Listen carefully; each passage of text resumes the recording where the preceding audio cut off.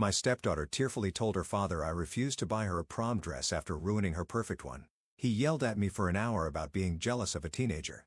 I stayed silent, but this morning I showed him the security footage of her cutting up the $600 dress I bought her last week, then texting friends that her evil stepmother would pay. She has no idea what's waiting for her behind her bedroom door. I never imagined being a stepmother would be easy, but I certainly didn't expect it to be this hard. I married David 3 years ago, becoming stepmom to his daughter Chloe, who was 15 at the time. Her mother had moved across the country for a new relationship when Chloe was just 7, maintaining contact only through occasional birthday calls and holiday cards. I knew stepping into this situation would be challenging, but I loved David and genuinely wanted to be a positive presence in Chloe's life. From our first meeting, Chloe made it abundantly clear that she didn't want me around. I understood her hesitation. I wasn't trying to replace her mother, just hoping to be a supportive adult figure. I approached our relationship with patience and low expectations, figuring we'd build trust gradually. "She just needs time," David would say whenever I expressed concern about Chloe's coldness toward me. "She's been through a lot with her mom leaving." I believed him because I wanted to believe that time would heal whatever wounds were causing Chloe's hostility. And occasionally, it seemed like we were making progress. She'd share a story about school drama or ask my opinion on an outfit, but these moments were invariably followed by closed doors and cold shoulders, as if she'd suddenly remembered she wasn't supposed to like me. David struggled with the situation more than he admitted. He worked long hours as a civil engineer, leading Chloe and me to navigate our awkward dynamic alone most weekdays. When conflicts arose, he tended to minimize them, typical teenage stuff or just a phase, rather than addressing the underlying issues. I understood his position was difficult. No parent wants to be caught between their child and their spouse. So I tried not to push or complain too much, hoping things would improve naturally. Our household fell into an uneasy rhythm. I handled most of the day-to-day parenting tasks, making sure Chloe had lunch money, checking that her homework was done, driving her to volleyball practice, while David took the role of weekend fun dad, taking her shopping or to movies. It wasn't ideal, but it was functional, and I told myself that was enough. Then prom season arrived this spring, Chloe's senior year. Despite our challenging relationship, I was genuinely excited for her. High school hadn't been easy for Chloe socially. She had friends, but wasn't part of the popular crowd, and she'd experienced her share of teenage girl drama. When she was asked to prom by Tyler, a boy she'd had a crush on for months, I was thrilled for her. "We should go dress shopping," I suggested one evening after Chloe mentioned needing to find something to wear. "I could take you this weekend if you want." I expected immediate rejection, but to my surprise, Chloe agreed. "The good stores are at Westfield Mall," she said, not looking up from her phone. "We could go Saturday." That Saturday shopping trip was one of the best days we've had together. We visited 6 different stores, and Chloe actually seemed to value my opinion, asking what I thought about different styles and colors. When she tried on an emerald green dress at our final stop, we both knew immediately it was perfect. The color complemented her hazel eyes, and the cut was sophisticated without being too mature. "You look beautiful, Chloe," I said sincerely as she examined her reflection. For once, she didn't deflect the compliment or roll her eyes. She just smiled, a genuine smile that reached her eyes, and said, "I think this is the one." The price tag showed $600, significantly above the $350 budget David and I had discussed. But seeing Chloe so happy, experiencing what felt like a real bonding moment between us, I made a spontaneous decision. "Let's get it," I said. "It's perfect for you." "Really? It's a lot more than Dad said we could spend." "It's a special occasion," I replied, "and you only get one senior prom. I'll cover the difference." To my absolute shock, Chloe hugged me in the store, our first real hug in 3 years of living together. "Thank you, Kate," she whispered. I paid for the dress with my personal credit card, not mentioning the price difference to David. It felt important to keep this moment between Chloe and me, a small secret that was just ours. As we drove home with a carefully bagged dress hanging in the back seat, I allowed myself to hope that perhaps this was the turning point I've been waiting for. Last Tuesday, I came home early from work with a migraine that had been building all morning. As I passed Chloe's room on the way to get my medication, I heard her voice through the partially open door. She was clearly on a video call, not realizing I was home. "Actually worked," she was saying with a laugh. She totally fell for the whole bonding over prom dress thing. You should have seen her face when I hugged her. Like, she'd won the lottery or something. I froze in the hallway, the throbbing in my head momentarily forgotten. "How much did she end up spending?" asked the voice from Chloe's computer. $600, Chloe replied proudly. "Way more than Dad would have spent. But she's so desperate for me to like her. It was easy." The familiar ache of rejection bloomed in my chest, sharper than my migraine. I should have continued to my room, taken my medication, and process this information privately. But something kept me rooted to the spot, listening to my stepdaughter mock my attempts at connection. Anyway, I have something even better planned, Chloe continued. Watch this. There was a sound I couldn't immediately identify, then a gasp from whoever was on the other end of the call. What are you doing? Creating a little drama, Chloe explained cheerfully. I pushed the door open wider to see Chloe sitting cross-legged on her bed, a pair of scissors in her hand, deliberately cutting a jagged line across the bodice of the green dress we purchased just days earlier. What are you doing? I gasped, unconsciously echoing her friend's question. Chloe's head snapped up, her expression shifting from shock to calculation so quickly it was unsettling. The tears that suddenly welled in her eyes seemed to appear on command. Get out of my room, she shouted. You can't just barge in here. You're destroying your dress, I said, still trying to process what I was seeing. The dress I just bought you. Whatever, she snapped, ending her call. It's just a stupid dress. You can buy another one. Isn't that your whole thing? Buying my affection? The casual cruelty of her words, paired with the deliberate destruction of something that had represented a rare positive moment between us, left me speechless. I turned and walked to my room, took my migraine medication, and laid down in the dark trying to make sense of what had just happened. Later, I heard Chloe leave for her evening shift at the local cafe.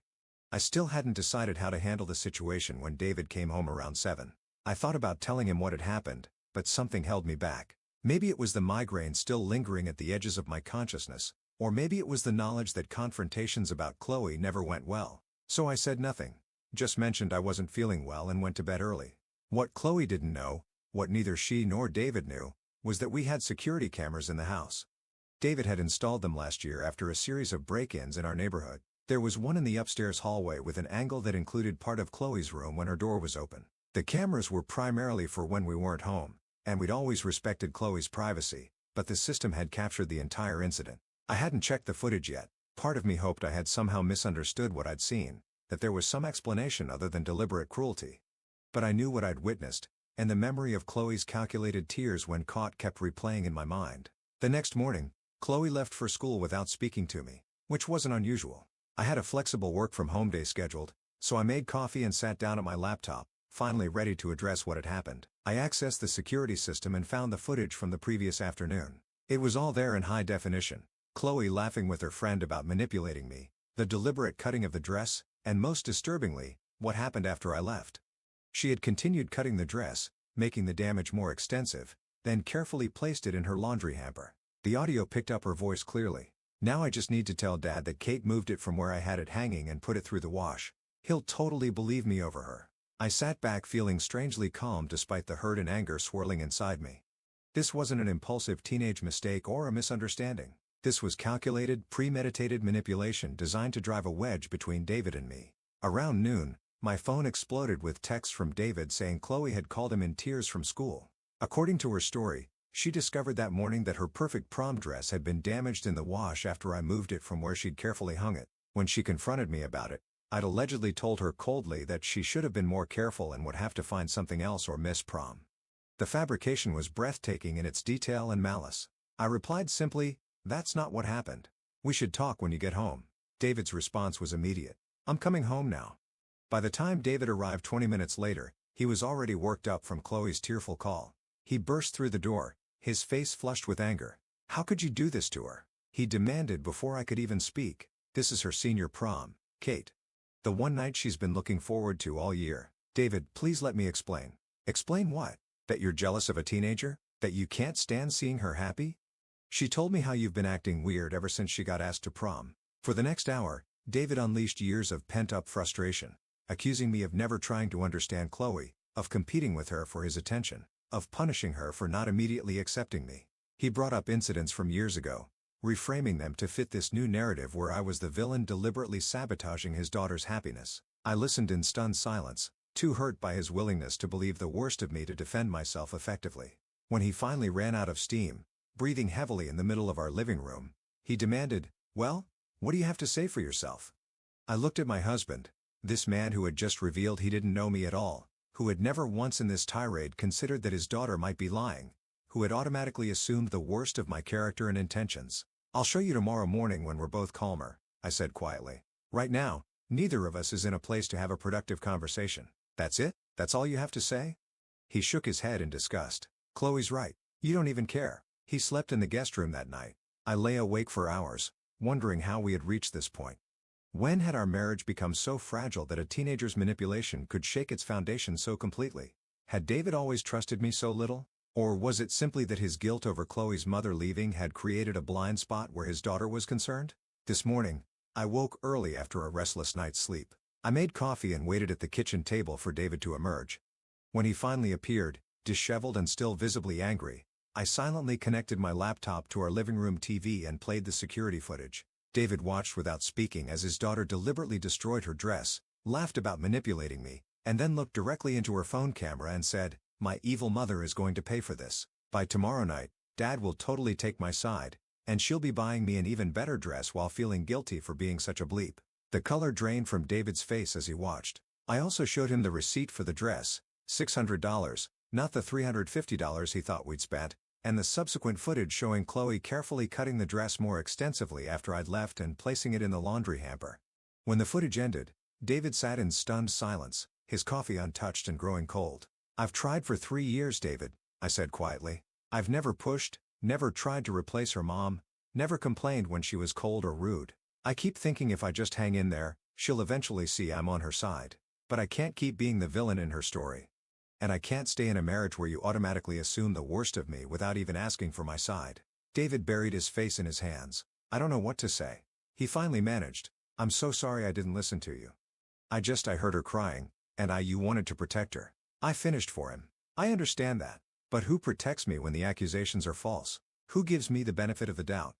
We talked for over an hour, more honestly than we had in years, about his guilt over Chloe's mother leaving, about my struggle to find my place in their established dynamic, about how his conflict avoidance had created an environment where Chloe never faced consequences for her actions. "I think I've been trying to make up for her mother's absence by never saying no, never setting boundaries," David admitted. "But I've just made things worse, haven't I?" "We both have," I acknowledged. "I've been so afraid of overstepping that I've let her behavior slide too many times. We've been enabling her instead of helping her grow." By the end of our conversation, David had resolved to address the situation directly with Chloe. No more avoidance. No more excuses about teenage phases. She was about to graduate high school and enter the adult world.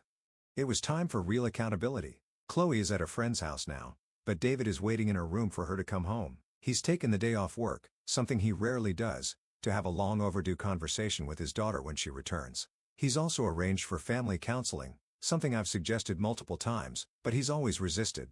I don't know if our marriage will survive this or if Chloe and I will ever have a genuine relationship.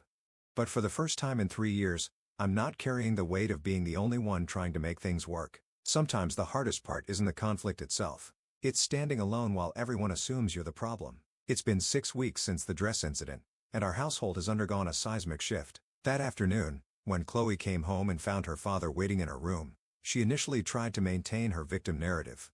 But when David quietly showed her the security footage on his tablet, her facade crumbled.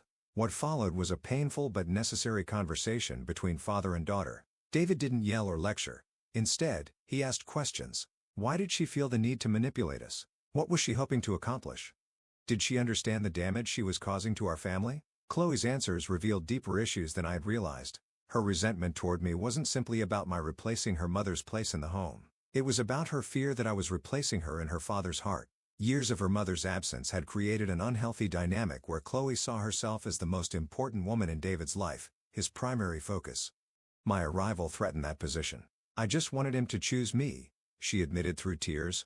"Real ones this time. He always chooses you." David was stunned by this perception, which was so contrary to his own understanding of our family dynamics. From his perspective, he had always prioritized Chloe, often at the expense of our marriage. The disconnect between their perceptions was illuminating for all of us. The family counseling sessions David arranged began the following week. Dr. Bennett, our therapist, created a safe space for all three of us to express our perspectives without judgment. In those first few sessions, painful truths emerged from every direction. I admitted my resentment at always being cast as the villain despite my efforts to connect. David acknowledged his conflict avoidance and how it had enabled Chloe's worst behaviors. And Chloe, reluctantly at first, began to recognize how her mother's abandonment had shaped her reactions to me, seeing threats where none existed, interpreting normal boundaries as rejection, and using manipulation to maintain control. "Chloe, what you did with the dress wasn't just about a piece of clothing," Dr. Bennett explained during our third session. It was about power and control. You wanted to prove that you could turn your father against Kate, that your influence was stronger than hers. Chloe stared at the floor, uncomfortable with his characterization, but not denying it. The problem with that kind of manipulation, Dr. Bennett continued gently, is that it damages the very relationships you're trying to control. Trust, once broken, is difficult to rebuild. Those words seemed to affect Chloe deeply. Perhaps because they came from a neutral third party rather than from David or me, she was able to hear them without her usual defensiveness. As for the prom dress itself, that required a practical solution alongside the emotional work. The original dress was beyond repair, deliberately damaged beyond what could be fixed. Chloe had to face the consequences of her actions. You have two options, David told her after our second counseling session. You can use your savings to buy a new dress, or you can skip the prom. Those are the natural consequences of destroying something valuable. It was the first time in years I'd seen David hold a firm boundary with Chloe without immediately softening at her tears or complaints. It was a small step, but a significant one. Chloe chose to use her savings, money she'd been accumulating from her cafe job, to buy a used car after graduation. The dress she could afford wasn't as elaborate as the original emerald green one, but it was appropriate for prom. I offered to help alter it to fit her better, a peace offering that she accepted with surprising grace. The night of the prom arrived with less drama than I'd anticipated. Chloe looked beautiful in her modified dress, her hairstyle in an elegant updo that her friend's mother had helped with. As David took the obligatory pre-prom photos in our living room, I noticed Chloe glancing at me, not with her usual hostility, but with something more complex, perhaps a mixture of embarrassment and tentative respect. "You look lovely, Chloe," I said sincerely. "Thanks," she replied, meeting my eyes briefly before looking away for helping with the alterations to it. It would have looked weird without them. It wasn't a heartfelt apology or a dramatic reconciliation, but it was acknowledgement, the first step towards something healthier between us. After Chloe left with her friends, David put his arm around me and said, "Thank you for not giving up on us even when I gave you every reason to." "We're still a work in progress," I reminded him. "But at least we're making progress now instead of just pretending everything's fine." The weeks since prom have brought small but significant changes. Chloe has been more respectful, if not warmly affectionate. She's attending her counseling sessions without the initial resistance, even beginning to explore her feelings about her mother's absence more deeply. David has been more attentive to our marriage, making time for us as a couple instead of focusing exclusively on Chloe. Last weekend, something unexpected happened. I was in the kitchen preparing dinner when Chloe approached, hovering awkwardly in the doorway. "Need any help?" she asked, surprising me. "Sure," I replied, trying not to make too big a deal of this unprecedented offer. "Could you chop these peppers?" We worked side by side for several minutes before Chloe spoke again. "I'm sorry about the dress," she said suddenly, her eyes fixed on the cutting board, "and not just because I got caught. It was a really messed up thing to do." I paused, recognizing the significance of this moment. "Thank you for saying that, Chloe. That means a lot to me. Dr. Bennett says I need to practice actually saying the words instead of just thinking I've apologized." She gave a small self-conscious laugh. "Apparently, my non-verbal apologies aren't as clear as I think they are." "That's good advice," I acknowledged. "Communication is usually better when it's explicit." "Yeah. Well," she shrugged, already reaching the limit of her emotional comfort zone. "Anyway, I'm sorry." "Apology accepted," I said simply, not wanting to overwhelm her with my own emotional response. We continued preparing dinner together, the silence between us comfortable for perhaps the first time in our 3 years of knowing each other. Later that evening, David found me reading in our bedroom. "Did something happen with Chloe today?" he asked. "She seems different." I told him about our conversation in the kitchen. It was brief, but it felt genuine. He sat beside me on the bed, taking my hand. "You know, when her mother left, I was terrified I wouldn't be enough for her, that I'd mess up and damage her somehow. I think I've been so focused on not being a failure as a single dad that I failed to see how my choices were affecting our marriage. We're all doing the best we can," I said, squeezing his hand, "and now we're learning to do better." This morning, Chloe left a note on the kitchen counter before leaving for school. "Kate, thanks for helping me study for my lit final yesterday. Your notes made the themes actually make sense." See, it wasn't a dramatic declaration of affection or a complete transformation of our relationship, but it was acknowledgement, appreciation, and perhaps the beginning of respect. After 3 years of being cast as the wicked stepmother in her narrative, being seen as a helpful presence felt like a significant victory. I don't harbor illusions that our challenges are over. Chloe graduates in 2 weeks and then begins the transition to college life. New phases bring new challenges and family dynamics don't transform overnight. But for the first time, I feel like we're all facing in the same direction, working toward a healthier family system rather than pulling against each other. Dr. Bennett told us in our last session that blended families take an average of 7 years to fully integrate. You're not behind schedule, she assured us. You're just in the middle of a normal, if difficult, process. 7 years. We're not even halfway there. But now, at least, the journey feels possible. Not easy, but possible. And sometimes, that's enough to keep moving forward. David just texted to say he's taking us all out to dinner tonight to celebrate Chloe's last final exam. Once, I would have braced myself for an evening of tension and carefully navigated conversational landmines. Today, I'm simply looking forward to a family meal with all its imperfect but honest interactions. Progress, not perfection. That's becoming our family motto.